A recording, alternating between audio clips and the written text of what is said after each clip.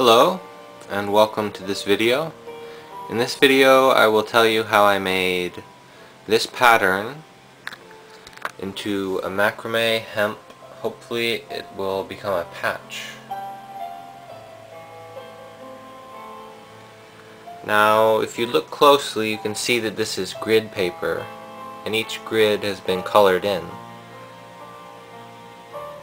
The green is basically a binary 1, so it's turned on, and in this pattern you can see it's made up of many different little knots.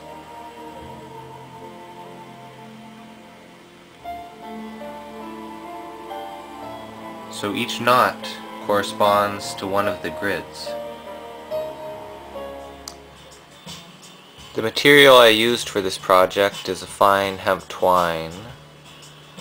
Hemp is a fiber that comes from a plant that the cultivation is illegal in the United States, but you can still buy the fiber in stores. It's a fine hemp twine, and this is just the basic natural color, and this is the Rasta coloring. As you can see, I've overestimated how much twine I needed for the pattern. I used the formula that each knot takes up 1/10 of an inch, and each colored knot uses more thread, uses 3/4 of an inch. And then I added 10 inches on each string just to be sure I wouldn't run out. Well, the basic idea behind the pattern is that each knot shows either the underlying color that runs vertical, or it shows the natural color which goes horizontal from left to right and then right to left. And each string is folded in half at the top. You can see this is where it's bent, and it has the same length on either side. And so in that way you can pull on it and it won't just slip right through the pattern, so it locks into place. And if you don't know what a half hitch looks like, I'll show you. You make 2 half hitches for each knot. And depending on whether you make the knot coming from the color going down or coming from the side, that determines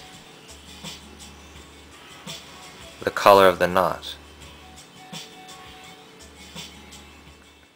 Okay, I'll be showing you the half hitch technique that I used for this project. I used a whole ball of twine instead of cutting it short because I don't want to have to determine ahead of time how long it needs to be. So instead of wrapping the ball around the thread, I make a loop, and then I thread the twine through the loop. The downside of this method is that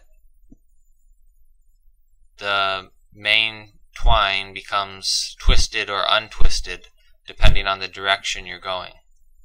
So all you have to do is periodically use a counter motion to untwist or retwist whatever that main cord is doing.